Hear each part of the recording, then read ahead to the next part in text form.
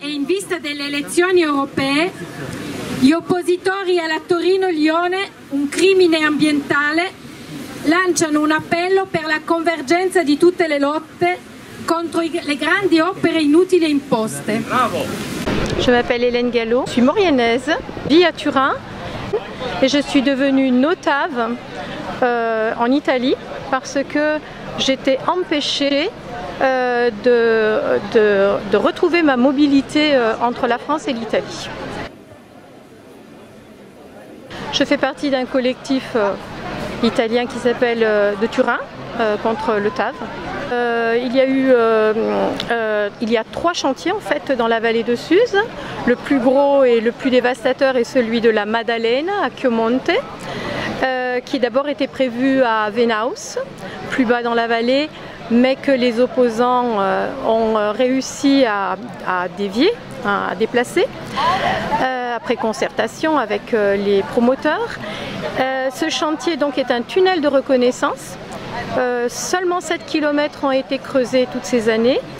De plus, il y a maintenant un chantier à Sandidero où on prévoit de déplacer l'autoport de Suse pour pouvoir, à la place de l'autoport existant, construire cette fameuse gare internationale où s'arrêteraient les TGV à Suse.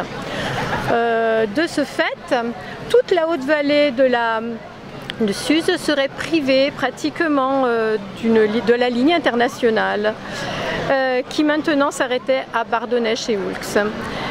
Donc c'est le 2e chantier. Et le 3e vient juste d'être délimité, c'est-à-dire qu'il est fermé, mais il n'y a rien du tout encore, où on veut faire construire une usine à voussoirs. Voilà, c'est tout.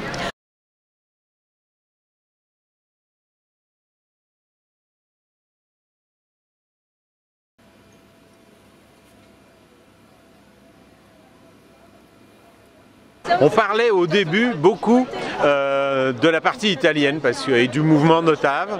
Ensuite on a dit il y a la vallée de la Maurienne, ce qui est exact, hein, elle est dévastée déjà actuellement alors qu'aucun kilomètre n'est vraiment creusé.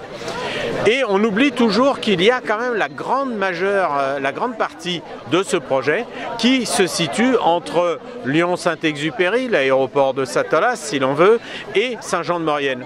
Et que là, ce sont encore des kilomètres et des kilomètres de tunnels, 33 km sous Beldonne, 25 km sous la Chartreuse, encore 15 km sous la Chartreuse pour desservir Chambéry, encore d'autres projets dans la plaine de l'île d'Abo. Et donc nous sommes ici à Aoste, vraiment à proximité de l'entrée de 2 tunnels qui se trouveraient à Avressieux.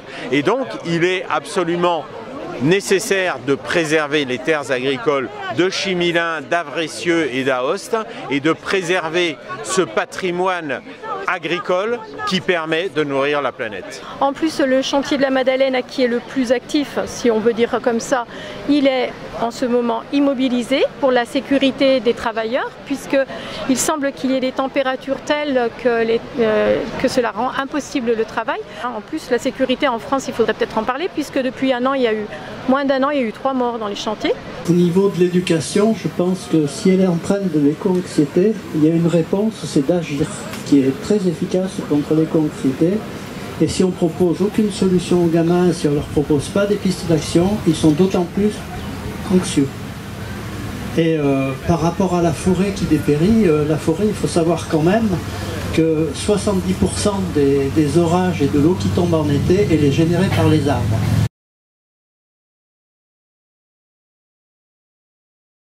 Et on le voit ici avec ce projet, d'abord parce que c'est un immense projet, créateur d'emplois, créateur d'activités économiques pour toute une vallée et bien au-delà. Ensuite parce que c'est un projet qui va concrètement améliorer notre environnement. C'est l'écologie en acte. En fait, l'écologie, c'est pas dans 40 ans, c'est aujourd'hui et maintenant.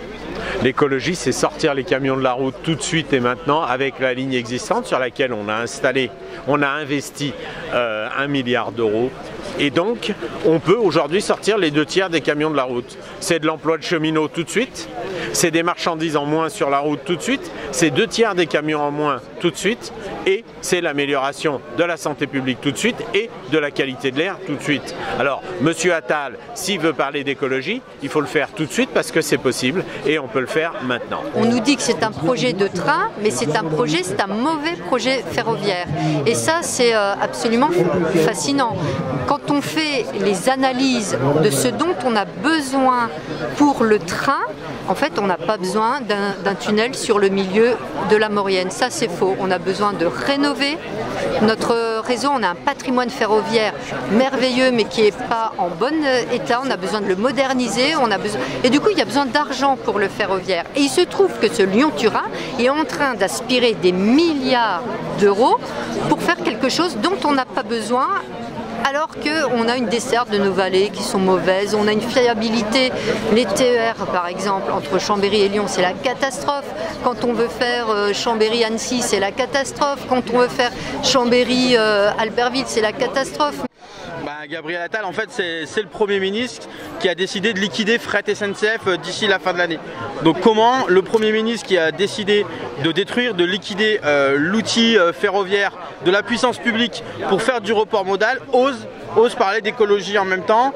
On voit bien, c'est évidemment, alors ça c'est la Macronie, hein, c'est le en même temps en fait. Ça veut dire on fait un grand projet inutile qui va permettre peut-être de mettre des camions sur les trains d'ici 20 ans et en même temps ils liquident Fret SNCF, ils détruisent l'outil ferroviaire. Il est très important de régénérer la forêt et il y a quelque chose qu'on a voté hier dans l'Assemblée Générale de notre association, c'est de s'intéresser à la migration assistée, c'est-à-dire faire remonter les espèces en altitude, parce que l'étage montagnard va monter vers le haut, l'étage collinéen va remonter, donc on n'ira pas chercher des arbres en Iran ou ailleurs, on les prendra dans le bas de la forêt et on les fera remonter un tout petit peu plus haut parce que ce sont déjà des espèces qui sont en lien avec leur biodiversité et qui sont locales. Chaque kilomètre de ligne, c'est entre 120 et 150 millions d'euros du kilomètre. Avec 5 kilomètres seulement du tunnel qu'ils veulent creuser, on peut doubler la voie entre Aix-les-Bains et Annecy, tripler le nombre de trains et transporter des centaines de milliers de passagers chaque jour pour leur transport du quotidien. Avec 5 km de ce tunnel qu'ils veulent creuser et l'argent que ça coûterait, on peut doubler la voie entre Saint-André-le-Gaz et Chambéry et tripler le nombre de trains, améliorer les temps de parcours entre Lyon et Chambéry, entre Lyon et Annecy, et on peut le faire tout de suite dans l'intérêt de tout le monde. Il faut savoir que pour les transports du quotidien domicile-travail, 74% de ces trajets se font avec des voitures individuelles. Pourquoi ? Parce qu'on n'a pas les trains du quotidien, parce que l'on n'a pas les moyens de rabattement des domiciles des personnes qui utilisent leur véhicule pour aller jusqu'au point de transport en collectif. Donc voilà ce sur quoi il faut travailler en matière de transport et non pas pour des projets alors que l'on a une ligne existante qui permet de sortir les 2/3 des camions de la route. Mais là, non, mais on recule. Et vous l'avez la banderole là. Ah non, on recule. Parce que nous, allez, on peut pas rétrécir la banderole. Il faut l'attendre un peu ici. Et les travaux préparatoires du TELT, qu'est-ce qu'ils ont fait? Ils ont supprimé, ils ont obligé SNCF Réseau, l'entreprise qui fait l'entretien des voies, à supprimer 40 voies, un triage fret qu'on appelle ça en gare de Saint-Jean de Maurienne. On l'a détruit, ils l'ont détruit. Et comment aujourd'hui, dans une crise écologique, alors qu'on sait que le fret ferroviaire est incontournable en fait pour faire la bifurcation écologique, on a supprimé 40 voies à Saint-Jean-de-Maurienne. Les conséquences, elles sont concrètes, ça veut dire qu'on ne pourra plus faire de report modal de la route vers le rail en la vallée de la Maurienne. Je finirai par un exemple. Il y a quelques années, il y avait les poubelles de la CIRTOM qui allaient à l'incinérateur de Chambéry et qui faisaient par train.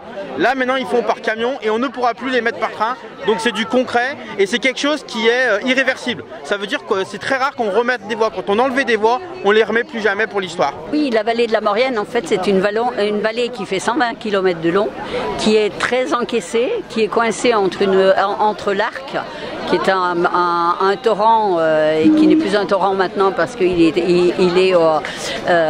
capté sous forme de barrage par EDF. Donc coincé entre l'Arc, la voie ferrée et l'autoroute. Et là, on rajoute des travaux. Et les nuisances pour les Mauriennais concernant le Lyon-Turin, c'est les norias de camions de chantier et c'est l'état de terre extrait pour le moment, c'est juste le percement des galeries de reconnaissance. On entasse l'état de terre à le point que la commune de Saint-Julien-Mont-Denis bientôt va plus voir sa voisine en face, le Bochet.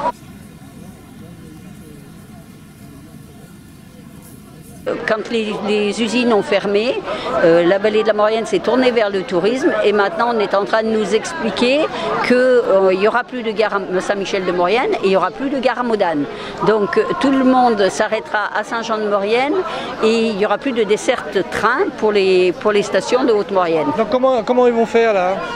Donc concrètement, ils vont s'arrêter à la gare internationale de Saint-Jean-de-Maurienne et ils vont prendre des bus pour aller skier à Bonneballe, pour aller skier à Valsony, etc. Il y a la partie aussi voyageurs. On voit bien que les travaux préparatoires, en fait, on fait de la substitution de train par bus parce qu'il y a beaucoup de travaux. De toute façon, le Lyon-Turin, il n'est pas là pour améliorer la vie des gens. Il n'est pas là pour améliorer le quotidien des gens et pour améliorer la ligne existante, pour améliorer l'offre des Mauriennais et des Mauriennaises, par exemple, qui vont à Chambéry. C'est pas le souci des promoteurs Lyon-Turin. Leur souci, c'est de gaver toujours les mêmes, le lobbying des BTP.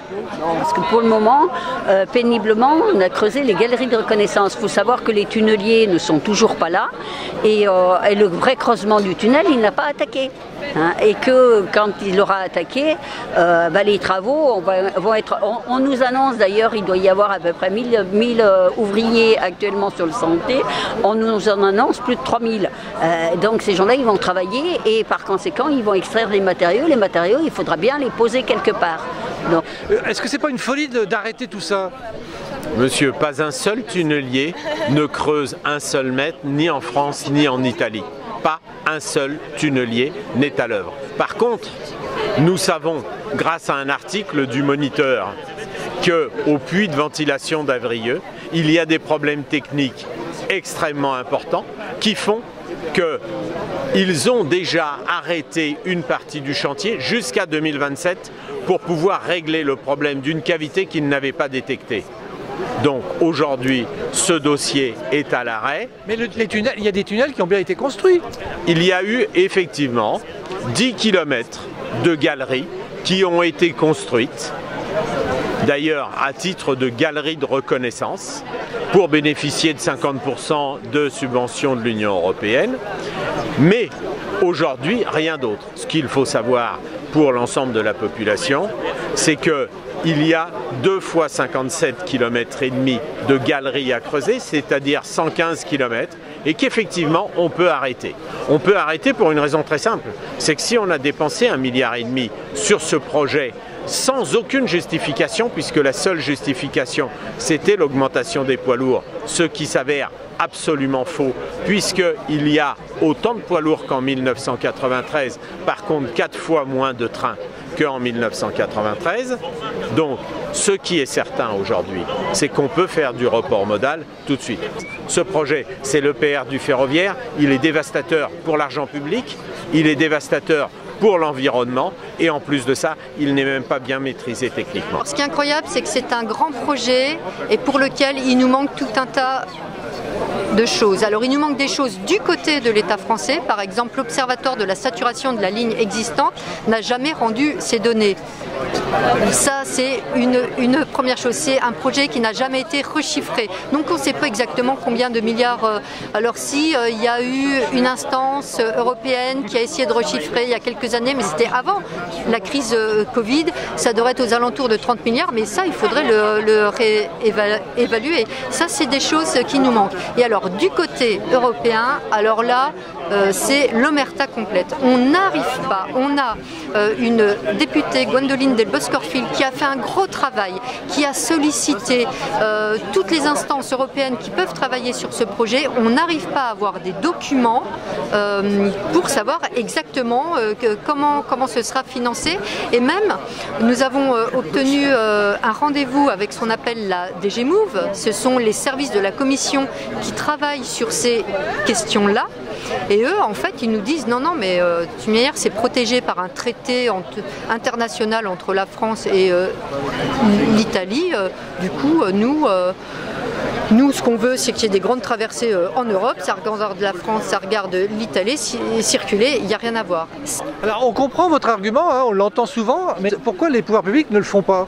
Alors, ce qui est surtout étonnant dans les pouvoirs publics, c'est que le Conseil d'orientation des infrastructures a remis un rapport à une ministre des Transports qui s'appelait à l'époque Madame Elisabeth Borne, en disant pas un centime pour le Lyon-Turin. D'ailleurs, il ne faisait que répéter ce que M. Édouard Philippe, Premier ministre, avait dit à Chambéry le dernier week-end de janvier 2018, où il est venu, il n'est même pas allé visiter le chantier Lyon-Turin. Il a dit à tous ses députés, maires de sa majorité, le Lyon-Turin, ça sera zéro. Vous pouvez d'ailleurs retrouver la confirmation dans la bouche de M. Michel Dantin, qui l'a dit devant les caméras de France 3.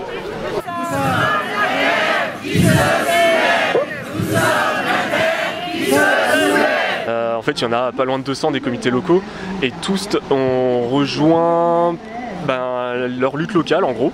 La plupart font des ponts avec des orgas qui travaillent déjà sur des sujets. Nous, au niveau local, on est, comme je le disais sur le Lyon-Turin, donc je ne vais pas rentrer dans les détails, on est là beaucoup investi dans une interorga qui lutte contre les Jeux Olympiques d'hiver en 2030. Ça va être statué là en juillet, et comme on est les seuls candidats, il y a fort à parier quand même que ce soit acté. Donc nous, on ne laissera pas la chose se faire, clairement. Ensuite, nous, on commence à travailler aussi sur tout ce qui est les retenues collinaires, qui sont quand même très propres à notre territoire, parce que c'est lié clairement à l'industrie du ski, puisque c'est essentiellement pour de la neige artificielle.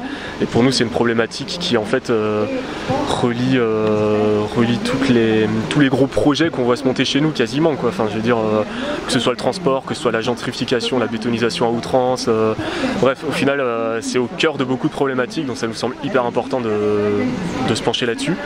Il y a l'extension d'un technopole aussi qui est vers le Bourget du Lac, 21 hectares de terres agricoles qui vont être bouffées pour un technopole, comme je le dis. Donc nous, clairement, on part du principe que ça n'aura pas lieu.